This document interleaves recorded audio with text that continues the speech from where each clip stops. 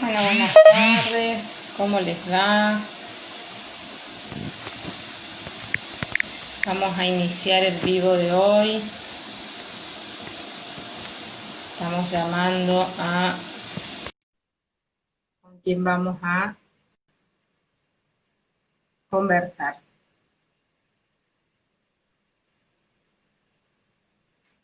Hola María Mar, ¿cómo estás?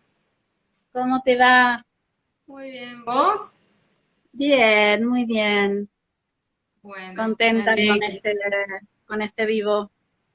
Bueno, gracias. Sí, la verdad que nosotras re entusiasmadas porque, bueno, esta es una temática que nos gusta mucho. Es muy poco lo que se habla de sexualidad y discapacidad, como que esas dos palabras parece que no se conectan. Así que, bueno, por eso nos pareció muy interesante. Es poco lo que se sabe, es poco lo que hasta los profesionales de la salud sabemos. Ahí te está saludando Ligia. Hola María Marta, te dice. Eh, Hola, hola. así que bueno, eh, eso queríamos, viste, que por ahí nos brindes herramientas, poder hacerte preguntas que siempre tenemos, nunca nos quedamos satisfechas, siempre queremos más cada vez que hablamos con vos. Así que bueno, Sí, esperemos que nos puedan escuchar también padres que fueron invitados para ver si para participar. también, claro, Había personas que preguntaban si iba a quedar grabado el vivo. Bueno, porque es quedan interesante grabadas.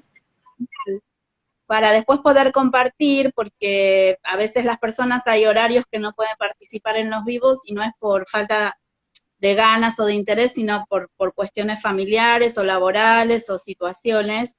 La realidad es que desde hace algunos años hay mucho más interés de parte de las familias por tratar de acompañar el desarrollo de la sexualidad de su familiar con discapacidad.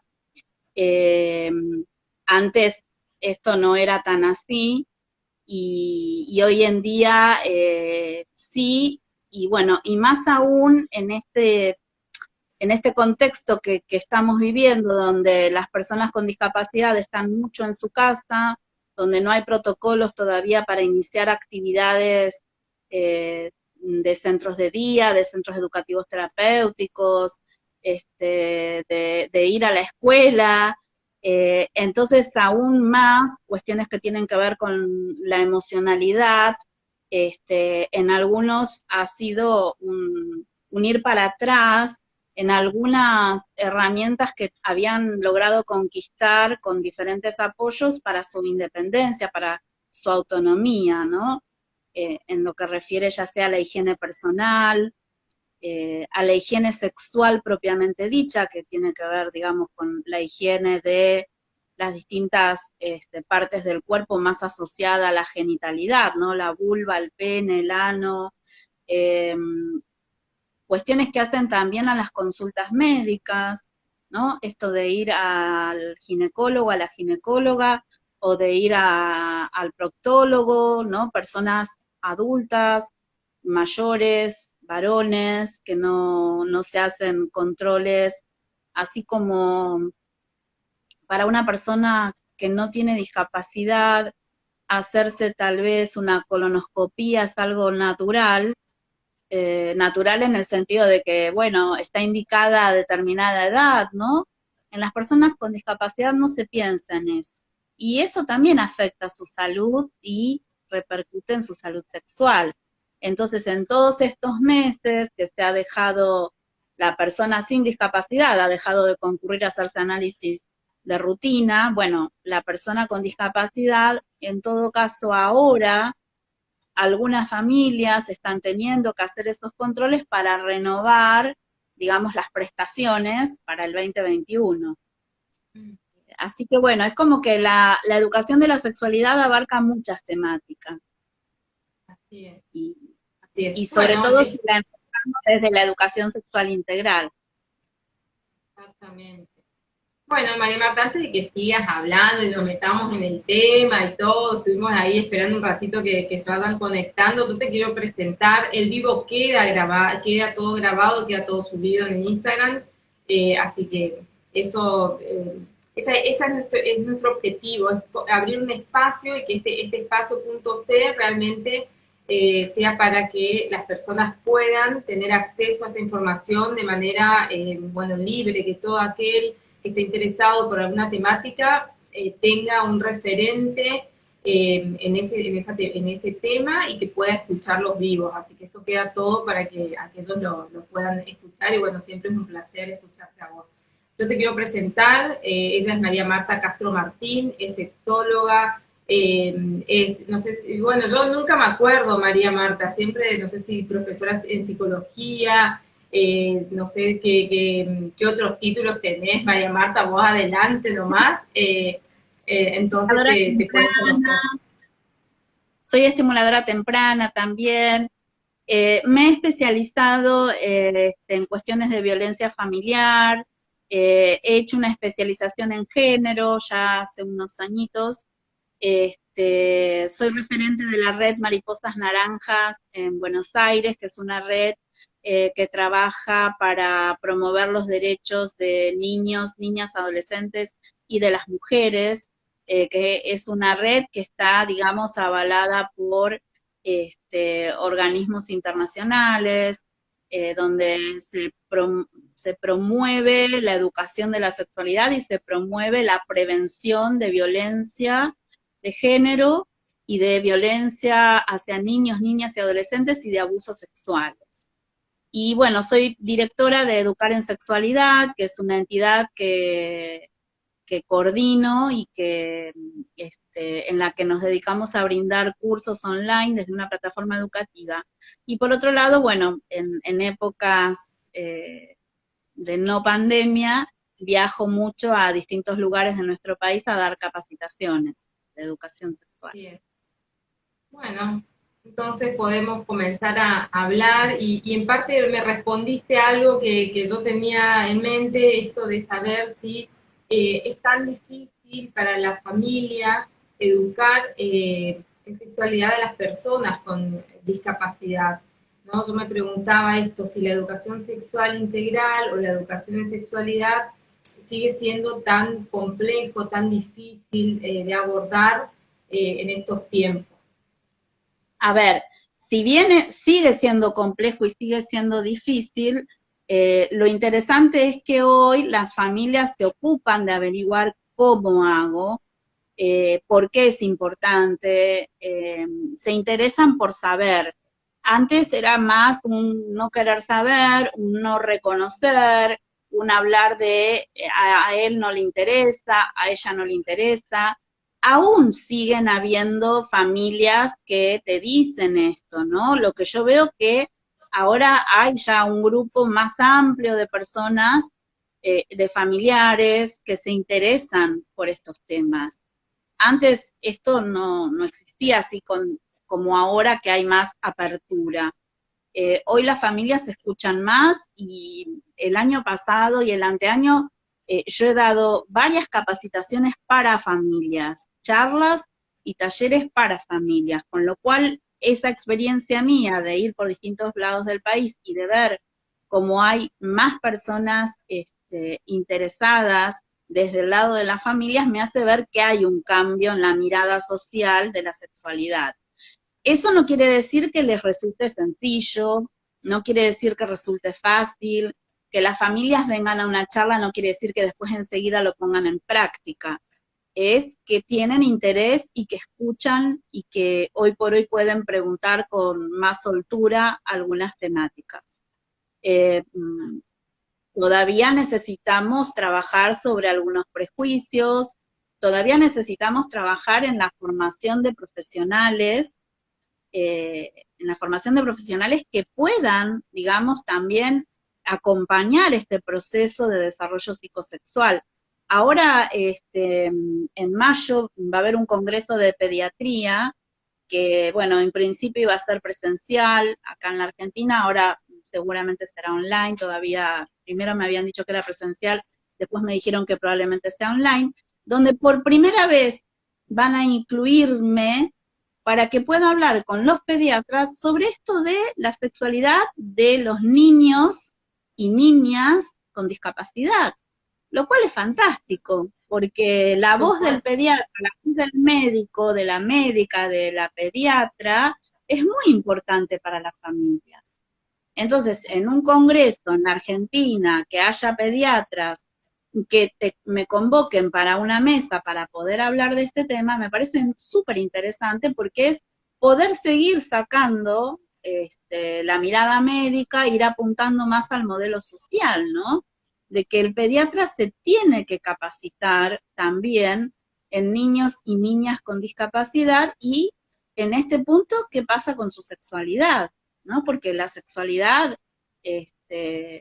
no aparece como muchas familias o como algunos profesionales te dicen, bueno, no, porque es adolescente, está con las hormonas hasta acá. Las hormonas estuvieron siempre, cuando es el despertar sexual, es el desarrollo del aparato genital, obvio que se van a producir cambios emocionales, cambios en la conducta, por supuesto que sí, pero había una sexualidad antes. Entonces, bueno, que pediatras se sumen y se capaciten es muy importante, porque son ellos los que pueden darle una primera mirada de ser sexuado a un bebé o a una bebé, lo mismo que los estimuladores tempranos, ¿no? Las estimuladoras tempranas, o los kinesiólogos, las kinesiólogas, fonoaudiólogos, fonoaudiólogas, las psicopedagogas, los psicopedagogos, la maestra de nivel inicial, ¿no? Hay pocos docentes varones, pero bueno, aquellas personas que trabajan en lo que es el nivel maternal, también deberían capacitarse un poco más en lo que es la sexualidad, la educación sexual integral desde el nivel inicial.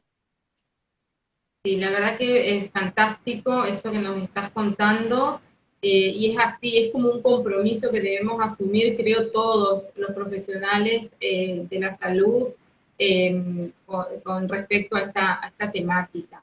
Escuchaba a María Marta y me preguntaba, bueno, perfecto esto, ¿no? De que los padres comiencen a interesarse en educar sexualmente a los hijos, bueno, particularmente estamos hablando de personas con discapacidad. ¿Y por dónde empezamos?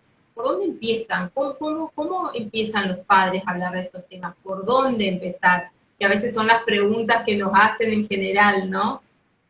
Sí, es la típica pregunta, bueno, pero ¿cuándo empiezo? Y ya empezaste cuando le pusiste un nombre, ya empezaste cuando la llamaste María Marta, un nombre que está asociado a que es una mujer. Entonces ahí ya empezaste a darle información de lo que es la mirada social, en donde un nombre ya te va a dar una categoría de que si sos varón o si sos mujer. En los permisos que se les da a varones o mujeres, en la forma en que uno los cría, ¿no? En cómo se les enseña a jugar.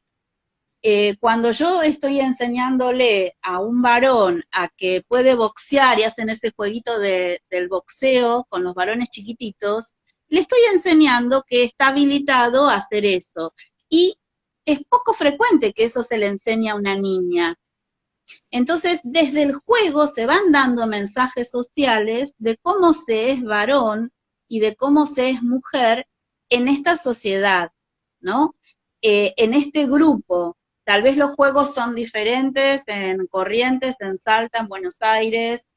Tal vez los niños de Mendoza tengan más facilidad para escalar y los niños de la costa más facilidad para nadar por el mar, ¿no? O sea, como que el contexto también te ayuda. Pero en estas cuestiones estamos empezando a educar en sexualidad. Esto de que cuando nace un bebé varón, el comentario de, mirá qué grande que la tiene, las mujeres que va a conquistar, pone de manifiesto esta cultura falocéntrica en donde el pene parece que es lo más importante, pone de manifiesto que el tamaño parece que es muy importante, y pone de manifiesto la heterosexualidad. Entonces, se da por hecho, ¿no?, la heteronormatividad. Este es un varón que tiene un pene grande que le van a gustar las chicas. Eso es educar en sexualidad desde la cuna. Es muy raro que vos escuches que digan, ay, mirá la vulva que tiene, o mirá la vagina que tiene, o por ser, digamos, con un lenguaje más común, mirá la concha que tiene. Esto, si alguien lo dice, se siente como un abuso. En cambio, halagar, ¿no?, el pene del bebé es como, wow, qué bien. Y esto es educar en sexualidad. Si un conjunto, una vez un papá me dijo que cuando nació su hijo, las compañeras de su esposa, que eran docentes, fueron y halagaban el pene del bebé. Y él me decía, si hubiese sido una nena y hubiesen venido mis compañeros del trabajo y la hubiesen halagado así, hubiesen dicho que éramos todos unos abusadores. Entonces, esta mirada también tiene que ver con la educación sexual. Cuestiones tan simples como el respeto por la privacidad, por la intimidad, ¿no? ¿Dónde cambio yo a mi hijo con discapacidad? ¿Lo cambio delante de cualquier persona o lo cambio en un ámbito que sea de privacidad, de intimidad? ¿Hablo de él o de ella como si no estuviese? ¿Como si no entendiera nada? O sea, doy por hecho que porque no habla no entiende, entonces yo puedo hablar. Bueno, respetar los derechos, ¿no? Respetar los derechos de niños, niñas y adolescentes. Entonces, ¿por dónde empezar? Creo que hay que empezar por cuestionarse los valores que se tienen respecto de la sexualidad, de la intimidad, de la manera en que uno vive su propia sexualidad, y poder ver entonces cómo trata a ese hijo o esa hija más allá de que tenga una discapacidad, ¿no? Cómo se nombran sus partes del cuerpo, qué colores de ropa se eligen, qué mensajes le doy respecto a lo emocional, le permito tener tiempo para jugar y descubrir, o solo tenemos tiempo para tratamientos. Eso es muy importante porque a través del juego, yo no sé si vos recordás a qué jugabas cuando eras chiquita. Sí, me acuerdo. Tengo un recuerdo espectacular. Jugaba muchas cosas, pero hay un juego, jugaba juegos individuales o jugaba juegos a que éramos el doctor y la doctora y nos íbamos turnando, ¿no? ¿Quién era el doctor y quién era la doctora? La escondida. Después me acuerdo un juego que mi mamá, si está escuchando, después va a decir eso fue así. Yo jugaba sola, María Marta, a seguir a las hormigas. Y yo decía, ¿qué piensan estas hormiguitas? Y las perseguía, bueno, por eso soy psicóloga, mi mamá decía, esta chica va a ser antropóloga.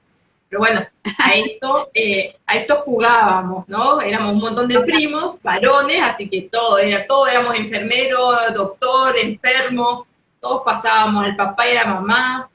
Estos eran los Yo juegos te de... pregunto a vos y le pregunto a las personas que están participando ahora del vivo, a qué jugaban y qué cosas uno aprende cuando juega.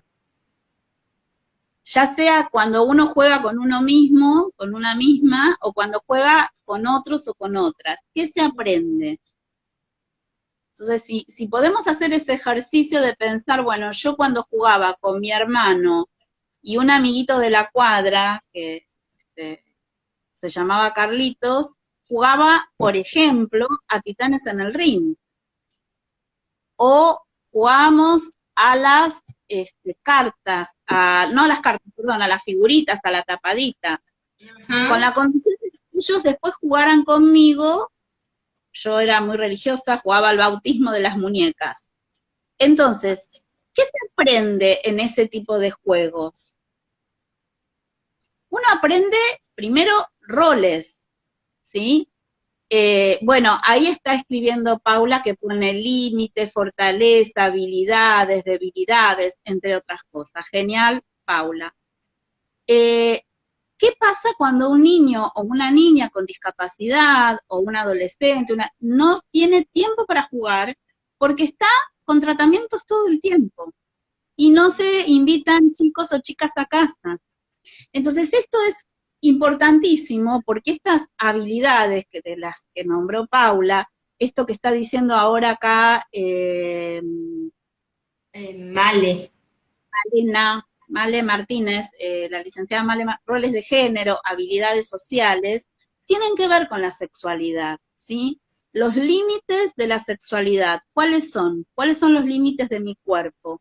¿Cuáles son las partes del cuerpo que son públicas, que puede ser en nuestra cultura, por ejemplo, el cabello, ¿no? En otras culturas las mujeres tienen que cubrir su cabello porque es una provocación hacia los varones, es una provocación religiosa, entonces te cubren el cabello.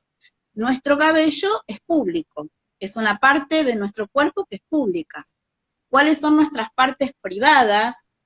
¿Cuáles son esas partes que alguien te puede tocar y no pasa nada? ¿No? O cuáles son esas partes que no debes dejar que alguien te toque, y cómo enseñamos eso, ¿no? Porque muchas veces uno le dice a los niños y niñas que no te toquen, que no te besen, no dejes que te acaricien, como si el niño o la niña pudiese decirle que no a un adulto o pudiese correrse de alguna situación de abuso tan fácilmente. La realidad es que uno tiene que enseñar, mira, no está bien que un adulto te acaricie si vos no querés, no tenés necesidad de besar a todo el mundo si no tenés ganas, y no tenés que besar a un adulto porque sí, o porque, viste, a veces se los obliga a saludar con un besito, no hay que obligarlos. Pero hay que enseñarles qué les puede suceder, que puede suceder que alguien les ponga la mano en un lugar que no corresponde, y que no es una responsabilidad de ellos. Porque cuando uno le dice, no tenés que dejar que te toquen la cola, queda como la responsabilidad del niño o de la niña, dejé que me tocaran. Por eso también se sienten a veces muy culpables de esto que pasó, porque es como, le desobedecí a la señorita, le desobedecí a mamá, le desobedecí a papá. Lo importante es decir, mira, no deben tocarte y te puede ocurrir. Y si te ocurre, lo contás. Bueno, acá otra de las chicas dice respetar reglas, ganar y perder, armar equipos, cómo me siento en cada situación. Esto también es importante, ¿no? Ganar y perder. Esta cuestión de la frustración, que muchas veces está asociado a qué nos pasa cuando perdemos una relación amorosa, qué nos pasa cuando no nos eligen para ser novia o novio, qué nos pasa con el amor, con los vínculos afectivos, qué pasa con los celos. Todo esto que el juego enseña, el ganar, el perder, el salir primero, el te elijan primero, el que te elijan último, también va a influenciar en la emocionalidad de la persona y en cómo va a ser después, cuando tenga alguna frustración amorosa, por la que atravesamos todas las personas. Muchas veces los padres o las mamás te dicen, no, yo prefiero que no tenga novio, que no tenga novia, si total no se va a poder casar, si total no va a poder tener hijos. Esto está muy asociado también a cuestiones culturales, donde la sexualidad parece que es solo para tener hijos, sin entender que hay otras cuestiones de la sexualidad, pero asociar la sexualidad con el sexo, digamos, con el sexo genital, y que sea solo para tener hijos, o que el tener una compañera o un compañero es para casarme, sin ver, digamos, otras posibilidades amorosas, bueno, también es restringirle la vida a una persona con discapacidad intelectual o con cualquier otra discapacidad, ¿no? Entonces, bueno, también entender que así como se pueden enamorar, se pueden, y pasarla divino, también se pueden frustrar. Entonces, bueno, me parece que cómo empezar la educación de la sexualidad es empezar con estas cuestiones que te comentaba y permitir el juego espontáneo, permitir el juego a solas, permitir el juego con otros chicos y chicas, y enseñarles a jugar, ¿no? Cuando un niño no sabe jugar, bueno, sentarse en el suelo y acompasar, ¿no? Aprender a divertirse con los niños, ¿no? Ahí escribió Paula a cómo está tan naturalizado al el asexuar a personas con discapacidad, colocándolas en un lugar desde el no deseo sobre todo. Claro, el pensar que no tienen deseo sexual, el pensar que porque no pueden resolver ciertas situaciones de la vida cotidiana no se van a poder enamorar, y al contrario, sí, enamorarse, se van a enamorar, que les guste estar en presencia de una u otra persona lo mismo. Yo, bueno, sabés que trabajo en un centro de día, que también soy colaboradora de ASDRA, y conozco, digamos, desde trabajo desde hace muchísimos años, 38 años ya que trabajo en el área de discapacidad, y he visto personas con lesiones medulares severas que son felices en determinadas circunstancias, en algunas actividades, ¿no? Y por ahí un profesor te decía, no sé, ¿para qué viene a la clase de educación física si no puede hacer nada?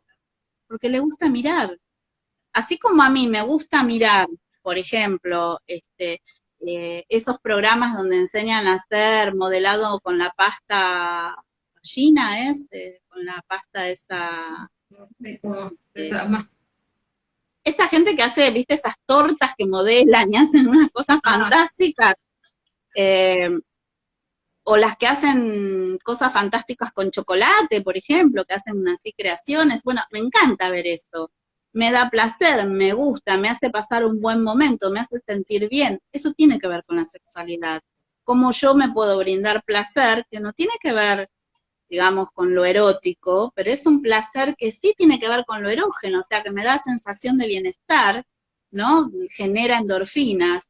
Bueno, una persona también que tiene una discapacidad muy profunda puede sentir placer al mirar simplemente cómo otros corren o cómo otros juegan al tenis.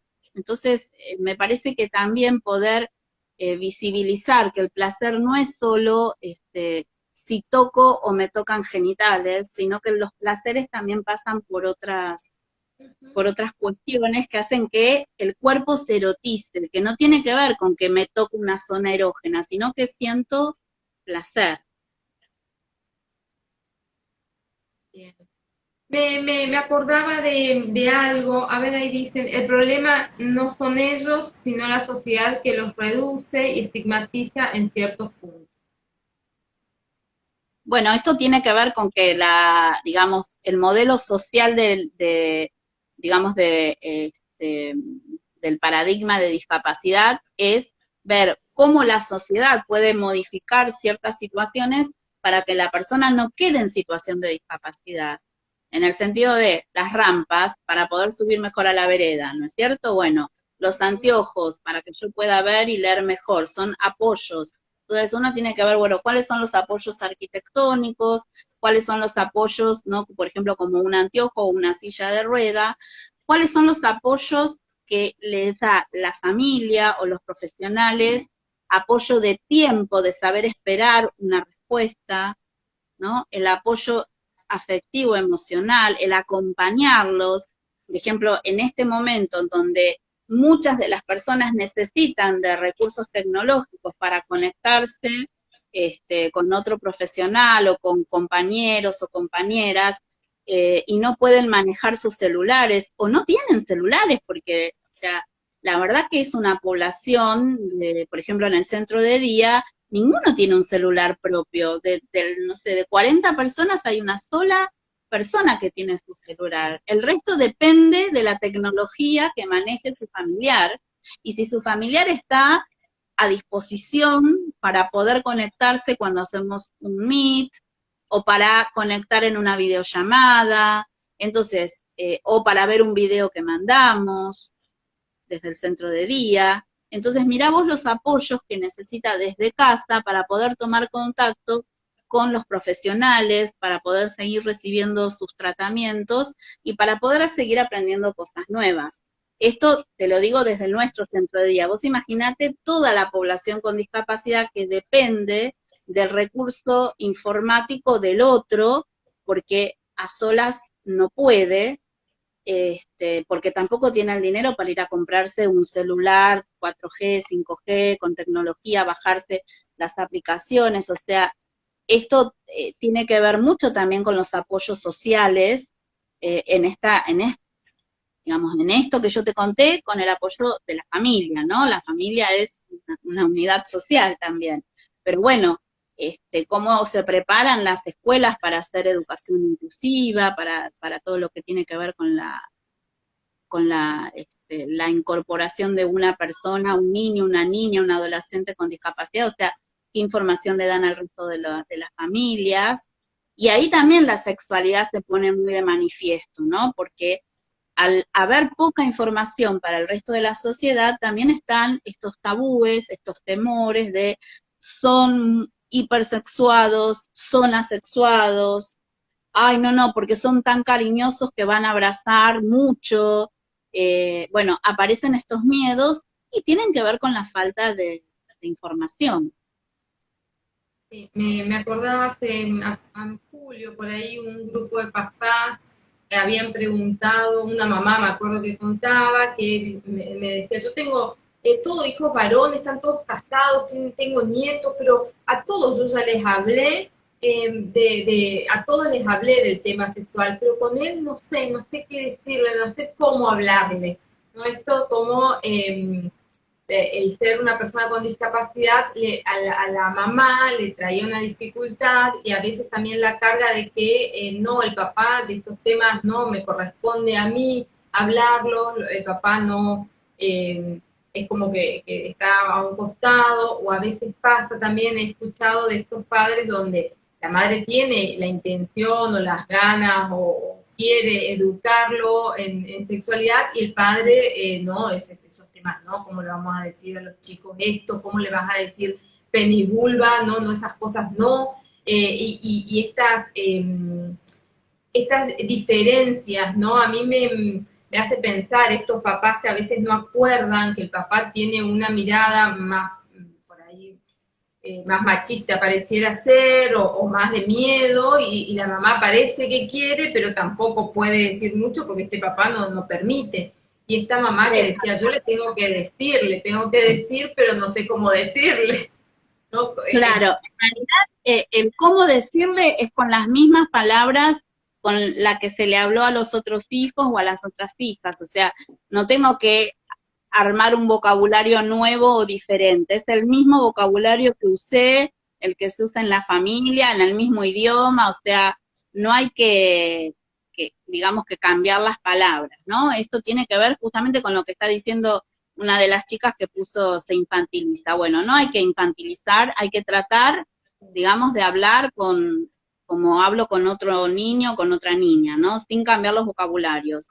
Esto también está sesgado por los roles y la función materna, ¿no? Está sesgado por esta mirada de que qué cosas son de mujer, ¿no? Parece que de mujer es cuidar a la persona que está enferma de la familia, parece que corresponde a la mujer enseñar, ¿no? Cómo ir al baño, enseñar a comer, enseñar a cocinar, enseñar a limpiar. Esto tiene que ver con una mirada, digamos, de género muy heteronormativa. Entonces, los papás también pueden cocinar, los varones papás también pueden enseñar, los varones papás también pueden cuidar, y los varones papás también pueden hablar de sexualidad.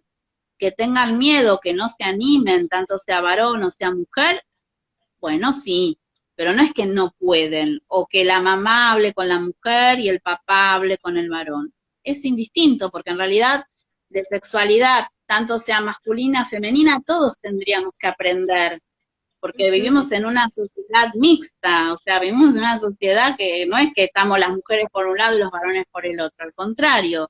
Y también poder hablar sobre la diversidad de la sexualidad, ¿no? Que no es todo se da, digamos, como que la heteronormatividad se presume que la persona es heterosexual.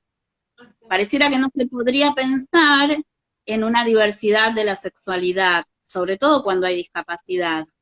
Entonces, bueno, son como muchas temáticas que se abordan en la educación de la sexualidad, en donde se ponen sobre la mesa cuestiones que son naturales. O sea, es natural que un niño o una niña desee que lo abracen o lo besen, o que quiera cumplir un sueño de un proyecto de vida como lo hace su hermano o su hermana o su primo o su prima, ¿no? Esto de, si mi primo se casa, ¿por qué yo no puedo? ¿No? Entonces, esto tiene que ver mucho con el proyecto de vida. La sexualidad tiene que ver con el proyecto de vida. Cuando uno habla de los embarazos adolescentes y habla del proyecto de vida, ¿qué pasa con este papá adolescente o con esta mamá adolescente que su proyecto de vida tal vez no era tener un hijo, ¿no? Son estos embarazos, digamos, que no son así planificados, que no son pensados, que no es no había una intención de quedarse embarazados. Entonces, tanto el adolescente varón como la adolescente mujer, su proyecto de vida se modifica de un día para el otro. Entonces, ¿cuál es el proyecto de vida de una persona con discapacidad? Cuando tomamos en tratamiento, ya sea psicológico, kinesiológico, fonoaudiológico, pensamos en la sexualidad de esa persona, le hablamos de acuerdo a la edad cronológica o le hablamos de acuerdo a la edad mental que pensamos que tiene. La abrazamos o lo abrazamos o hacemos, digamos, demostraciones corporales de afecto, como si fuera un niño pequeño, recién alguien ponía que se los infantiliza, ¿no?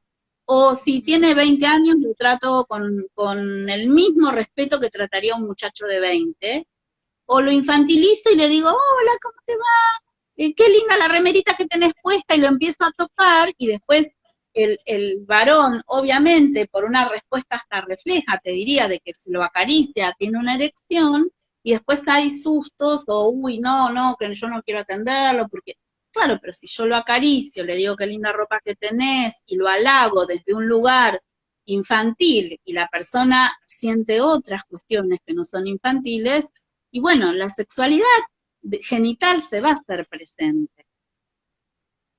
Entonces, la modalidad con que yo tengo que tratar también va a influenciar mucho en cómo yo, qué mirada le estoy dando a esa persona y qué es lo que esa persona interpreta de ese trato que yo le estoy dando. Qué bueno que nos aclarás esto, María Marta, porque es como para que uno lo tenga que reflexionar, ¿no? Con respecto a nuestro conducirnos y al lugar donde los ubicamos, ¿no? A las personas con discapacidad. Ahí sigo Sí. leyendo lo que preguntan o lo que dicen. No siempre se sabe cómo abordarse diferentes temas, sobre todo sexuales, que por ahí siguen siendo tabú. Pero es necesario el poder pedir ayuda y no cerrarse en a ella no se le habla de tal cosa. Claro, es importante no cerrarse y sobre todo por algo que ocurre naturalmente.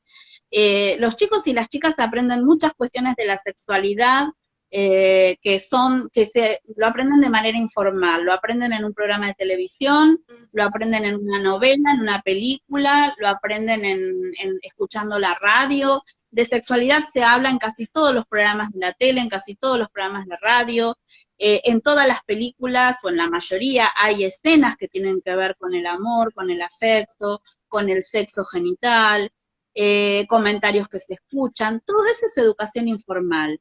A eso sumale, sí, en la escuela se comentan entre niños y niñas, si tienen algún amigo, hermano o primo, viste que siempre nos falta el vivillo que mete ahí su cucharita a decirle cosas a los chicos y chicas con discapacidad. En los pueblos esto pasa mucho también, ¿no? En los pueblos chiquitos, ¿no? Lo voy a decir así porque así es como se escucha, ¿no? Como que el tonto del pueblo. Yo me acuerdo de una novela de hace muchísimos años que había un protagonista que tenía discapacidad intelectual y la novela transcurría en un pueblo y era exacto, digamos, reflejaba muy bien lo que pasa en muchos pueblos de nuestro país, donde se lo engaña, se le miente. Hay una película también muy interesante que se llama Una mosca en la ceniza, donde una chica de Misiones es capturada por una red de tratas y es una chica con discapacidad intelectual, entonces termina en un prostíbulo. Digo, también cuando no hay educación sexual son más fáciles de engañar en relación al afecto, al amor, ¿no? Entonces a uno le puede dar miedo que no quiero que tenga novio, que tenga novia porque si lo engañan, pero ¿por qué no le enseño a tener habilidades sociales, ¿no? Estas habilidades sociosexuales que me sirven para poder detectar algunas cuestiones. Porque puedo no aprender a sumar, a restar o a hacer ecuaciones, pero sí puedo aprender a detectar que alguien me está queriendo engañar o me está diciendo algo que no es correcto. Estas son las habilidades sociales, pero también están las habilidades sociosexuales. ¿Cómo aprendo a invitar a salir a alguien? ¿Cómo aprendo a decir que no si me invitan a salir y no tengo ganas? ¿Cómo aprendo a bancarme el rechazo? ¿No? Entonces, bueno, esto es importante porque estas son las habilidades sociosexuales que tenemos que aprender a ponerlas digamos, en la currícula de los distintos centros educativos terapéuticos, de los centros de día, digamos, en lo que son los planes de tratamiento. Es importante porque, digamos, es preferible que haya un plan de evacuación de incendios y no tener que ir a apagar un incendio. Claro. Ahora, qué importante esto que decís, María Marta, para todos en general, no solamente para las personas con discapacidad. Es una habilidad que nos tienen que enseñar a todos y que está bueno que todos pudiéramos tener estas indicaciones o estas habilidades para darnos cuenta de muchas cosas, ¿no? Así Claro. que... Bueno, a ver, en el taller, en el centro de día despertar, por ejemplo, los chicos y las chicas tienen clases de teatro, entonces ahí también se ensayan situaciones. El taller que yo brindo también ensayamos situaciones. Cuando uno empieza a concientizar que todo el tiempo está educando en sexualidad, que no es solamente el taller de educación sexual, sino que es el comentario que hace la secretaria, el comentario que hace el transportista o la transportista, el comentario que hace la persona que está en la cocina, que todos esos comentarios uno puede escuchar, ¿no? ¿Qué se habla de la sexualidad en el lugar donde uno trabaja? ¿Cómo se trata a los varones? ¿Cómo se trata a las mujeres? Y cómo esos mismos profesionales se dirigen a los pacientes. Tal cual, Uh-huh. tal cual. Ahí hablan de que en los adultos mayores también se ve la cuestión de infantilización, que no solamente a las personas con discapacidad, sino también en los adultos mayores. Sigo porque Bueno, sigan las ¿sí? consultas, sí. A ver, por ejemplo, cuando yo estoy ante un adulto con discapacidad y no me importa la discapacidad que tiene, yo una de las cosas que hago es tratar de usted. ¿Cómo le va a Elena? ¿Cómo está hoy? ¿Cómo se siente? Es una persona mayor, que tal vez es más grande que yo, o tal vez tiene mi edad, y por lo menos cuando yo era, ahora no se enseña eso, ¿no? Pero cuando yo era chiquita a mí me enseñaban a tratar de usted a la gente mayor. Y para estas personas, que pueden ser contemporáneas mías o más grandes, el trato de usted los pone en otro lugar y los saca de esa infantilización que puede darle la hermana, el hermano o el primo que está a cargo o el sobrino, ¿no? Los corre enseguida, inmediatamente de ese lugar, porque son conscientes de que a qué personas las tratan de usted, ¿no? Al médico, al psiquiatra, al profesional. Entonces, si uno los trata de usted, ya sea varón o sea mujer, ya se sienten que uno los pone en otro lugar. Hay un respeto y una distancia que los ayuda a sentirse más adultos. Entonces, es algo muy nada, ¿entendés? Es una pavada. En vez de decirle, hola Elena, ¿qué tal? ¿Cómo te va? Es, hola Elena, ¿qué tal? ¿Cómo le va? Qué arreglada que está hoy, qué linda, usted siempre tan elegante, ¿no? Te hago mención de una de nuestras concurrentes que siempre está cuidando el detalle del pañuelo, del vestido y demás, y digo, bueno, estas cuestiones que hacen a cómo es su arreglo personal, no es lo mismo que yo le diga, ay, qué linda que estás con ese vestidito, no. Claro, sí, sí, marca, como vos Bien, decís, esta distancia. Y es fácil hacerlo, digamos, es un detalle que no sería tan claro, difícil empezar a implementarlo. Ahí comenta sí, Osvaldo, ¿cuánto por trabajar para deconstruir este imaginario que se tiene de las personas con discapacidad en relación a la sexualidad? sí, sí, hay mucho por desconstruir y volver a construirse, ¿no? A pensar. A mí me ha pasado de atender una vuelta a una pareja de jóvenes con discapacidad intelectual, eh, que él con síndrome de Down, ambos. Y uno tenía la fantasía sexual de la, digamos, de la, del sadomasoquismo. Entonces, vos decís, ¿cómo sadomasoquismo? Bueno, claro, tal vez no sabían la palabra o la palabra frase sadomasoquismo, no sabían que eso que él quería era sadomasoquismo, pero cuando empezaron a hablar de lo que quería hacer él y de lo que ella se negaba, yo le preguntaba, ¿pero vos dónde viste eso? Enseguida me mostró un video, él sí tenía su celular, me mostró un video y eran prácticas sadomasoquistas. Yo quiero que ella me haga esto a mí, me decía.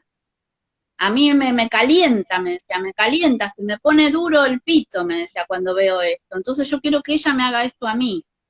Claro, nadie les había hablado de lo que era, nadie les había hablado de la sexualidad, nadie, nada.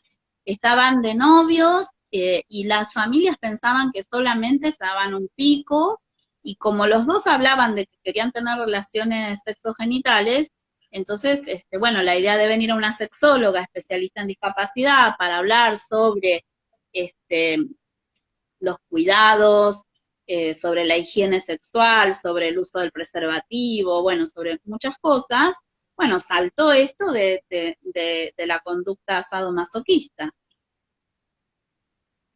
Claro, qué porque parecía importante. ella tenía miedo y no se explicaban por qué tenía miedo, porque se querían mucho, claro, con estos videos y estas cosas ella estaba asustada. Qué importante habilitar los espacios para hablar, porque si no es muy difícil, ¿no? Poder expresar y es difícil inclusive para aquellas personas que no tienen una discapacidad, el tema de la comunicación en las parejas nomás, es tan difícil hablar de esto, de qué cosas me gustan, referida a la sexualidad, que acá por ahí se complejiza un poco más por todos estos tabúes o ideas que tenemos o que no sabemos por dónde empezar. Así que bueno, Bueno, la verdad que esto que con... Sí, como vos decís, entre las parejas que no tienen ninguna discapacidad, a veces las personas no se animan a decir, mira, esto no me gusta, o esto que hace que me gustaba, me dejó de gustar, porque a veces, pero si a vos esto te gusta, no, pero me gustaba, pero ¿cómo? La semana pasada te gustaba y ahora no te gusta, y sí, no me gusta más. O sea, te puede pasar que algo que te guste ahora ya no te guste más. Entonces, ¿cómo? No puedo decir que no. Entonces, bueno, hablar sobre el consentimiento, sobre lo que me gusta, sobre lo que no me gusta, esto es muy así en las parejas, digamos, inclusive en parejas jóvenes, porque bueno, yo además atiendo pacientes y gente que no tiene discapacidad, y que tal vez han sido niños que yo los he visto de chiquitos por otros motivos o por problemas de aprendizaje y demás, y que hoy son adultos, y que a veces consultan por estas cuestiones de no entender qué les pasa con su sexualidad, o que, cómo hacerse entender con la otra pareja, sintiendo de que si le digo que no me gusta esto, lo voy a lastimar o la voy a lastimar. Y en realidad es para mejorar el vínculo, ¿no? El poder hablar de algo que tendría que ser como más natural, y que tal vez la gente comienza a hablar un poco más después de los 40 años, de los 50. Y por ahí parejas más jóvenes, de 30 años, de 25 años, no se animan a conversar sobre la sexualidad. Entonces es como más complejo pensar que estos padres, estas mamás y estos papás van a hablar con su hijo con discapacidad, si no lo hablan con su propia pareja. ¿Por qué van a imaginarse que su hijo o su hija va a tener fantasías sexuales y tiene discapacidad? O va a tener deseos o bueno, gustos que por ahí no son, digamos, entre comillas, lo más común, ¿no? Es decir, bueno, claro, como lo más convencional, que vos decís, bueno, y vos decís, ¿cómo puede ser? Bueno, porque la sexualidad es tan variada como cada persona, por eso hay sexualidades, no es una sola manera de vivir la sexualidad. Tal cual. Bueno, seguimos, te leo una pregunta que está buena, que a todos nos cuesta a veces este tema. Mira, ¿cómo hacemos las familias para manejar el tema masturbación en adolescentes o preadolescentes con trastornos psiquiátricos? Hola doctora, te ponen ahí, no sé si te conocen. Bueno, primero no tenemos que manejar nada. La masturbación es una expresión de la sexualidad natural. La masturbación está presente en la vida de las personas durante toda la vida. No es que es exclusiva de los adolescentes o exclusiva de los varones. Es tanto de varones como de mujeres. Cuando las personas son chiquitas, ¿no? Cuando son chiquititos y chiquititas, se tocan, pero no tiene que ver con la masturbación genital, sino con una cuestión más de autoerotismo, de sentir placer, de consolarse, de tranquilizarse. No hay un pensamiento erótico ni genital. En la adolescencia sí aparece ya la masturbación con la imagen de alguien que me gusta o con la imagen de una película que vi y me erotizó, y ya ahí la masturbación sí tiene que ver más con lo genital. La realidad es que no tendría ninguna consecuencia negativa, no hay, digamos, algo que yo pueda decir cuando te dicen se masturba todo el día. Bueno, ¿qué quiere decir que se masturba todo el día?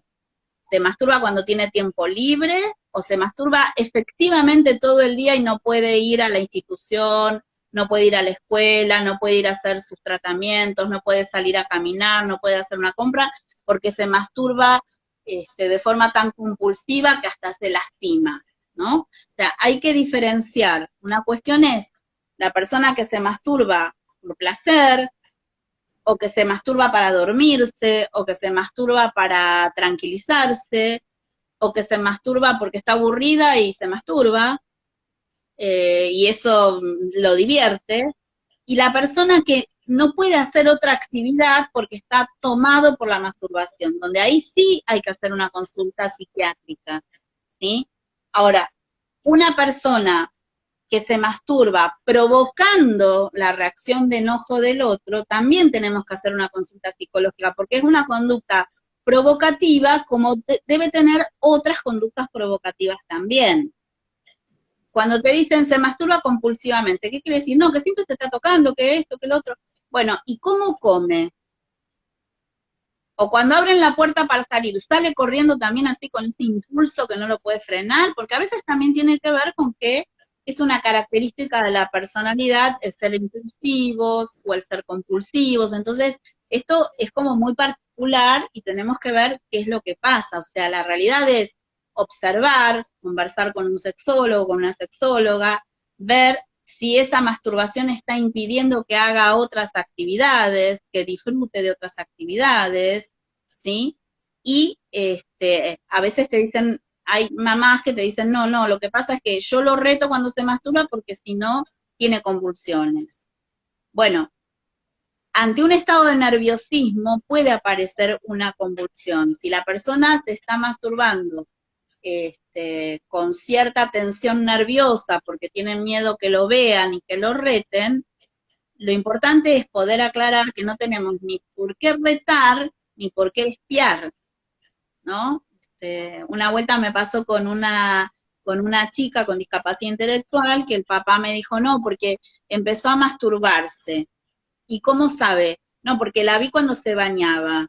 Y entonces la pregunta mía es, ¿pero por qué usted estaba mirando cuando ella se bañaba? ¿Qué pasa con su intimidad, con su privacidad? Entonces, bueno, estas cuestiones, ¿no? De también cómo los padres se enteran que los hijos se masturban. La realidad es que yo, en lo personal, que cuando mis hijos varones se masturbaron por primera vez, me di cuenta porque enseguida se lavaban el calzoncillo solos. Si bien yo, desde que tenían 3 años, empecé a enseñarles a lavarse su ropa interior cuando se bañaban, cuando hay una etapa en donde ya no te dan bolilla y te meten todo en el lavarropa, pero cuando vos ves que ya no te quieren dar el pijama, que no, deja que yo cambio la sábana, algo pasó, pero uno no está ahí espiando, viendo, ¿no? Entonces, Claro. ¿por qué los padres con chicos con discapacidad se enteran tan fácilmente que se están masturbando, ¿no?